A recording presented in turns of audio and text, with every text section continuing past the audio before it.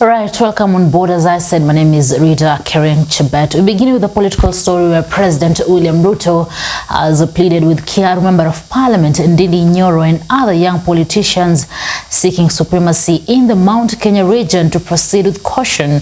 Ruto asked Ndindi and other young politicians to accept to be mentored by the elderly politicians before engaging in kingship battles. Mesh Msimbi prepared that story. It will be an insult to the people of Kenya that instead of concentrating on delivering on the assignment given to us by the people of Kenya. President William Ruto on Tuesday pleaded with Kiharu Member of Parliament Ndindi Nyoro and other young politicians angling to be Mount Kenya kingpin to proceed with caution. So I want to ask the younger leaders, we are ready to mentor you. Please do not be in a hurry, relax.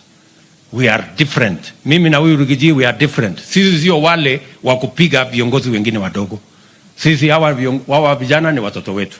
Tutawapanga polepole. Ruto asked Ndindi and other young politicians to accept to be mentored by elder politicians before engaging in kingpin battles. Based on his remarks, the president appeared to have sided with Gachagua. However, he deviated from openly backing the DP as his running mate in 2027, leaving the debate open for interpretation. Let me ask all leaders that we focus our attention on the delivery of the assignment that was given to us by the people of Kenya, especially leaders in Kenya Kwanza, leaders in UDA.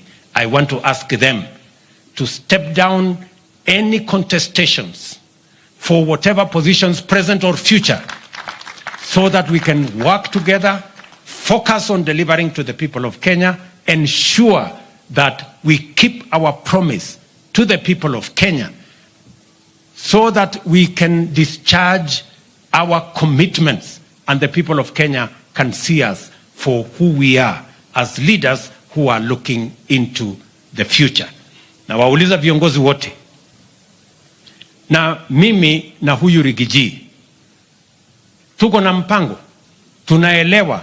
Sisi tulisema, mimi na Rigiji tulisema hata hawa vijana wengine wadogo hawa tutawapatia mentorship, lakini tukiwapatia mentorship waende polepole, wasitusukume sana, si ndio?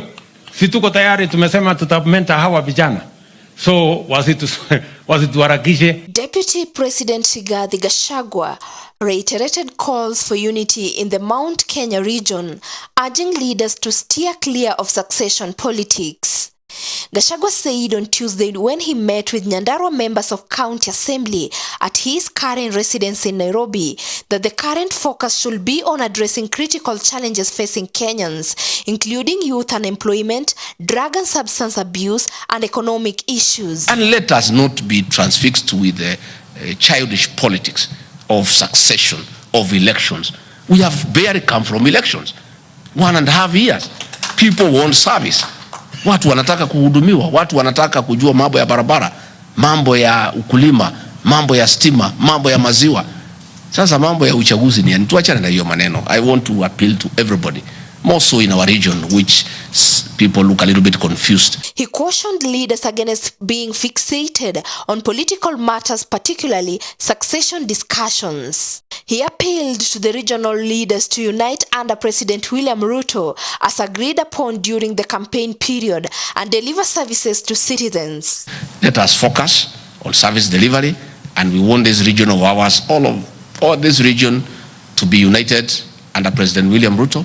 The way tulikubaliana, tuunge mkono, tuwache mambo mingi na tufanyie wananchi kazi. Gachagua's plea comes at a time when the region is facing a challenge from a faction of lawmakers within the Mount Kenya region. Who can be able to make friends across the board, somebody who respects people.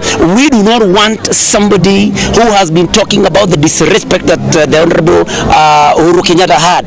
Well, he is actually worse. He thinks that some of us are trash. So we are saying this is not the type of person that you can entrust to lead the nation.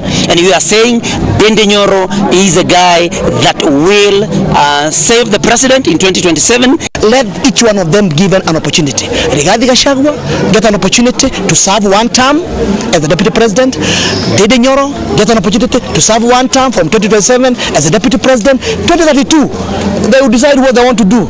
Mimi ningeomba kama sisi wote viongozi tuendelee kuonyesha watu wote wa Kenya that the differences that are political are actually man-made. Kenyans love each other. Kenyans love unity. Kenyans can live together. Sisi wenyewe kama wanasiasa tukiweka ukabila kando na tukiweka utegano kando.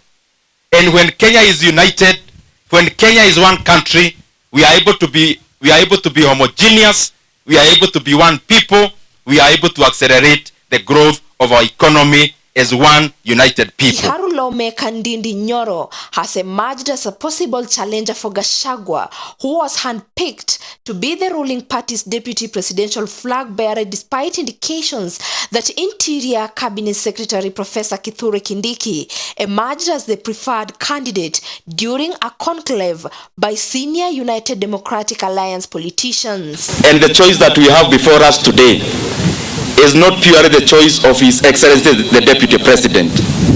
It is the collective choice of the leadership and the population of the people of Mount Kenya region. Jostling over the running mate slot saw Kindiki skip an event to unveil Gachagua, with the then Tharaka Nithi senator announcing that he will take a break from politics. The Honorable Rigathi Gachagua to make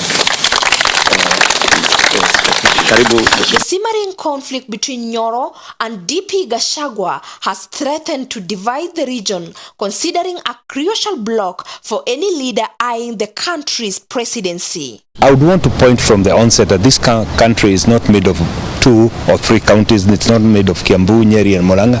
It has 47 counties, and each and every county has the right democratically to take any position of leadership when popularly elected into this country. At the same time, Mr. Gachagua has maintained that he will not succumb to threats in his quest to stamp out drug and alcohol abuse in the country, particularly in Mount Kenya region. The fight against toxic and illicit alcohol is aimed at promoting quality in genuine business.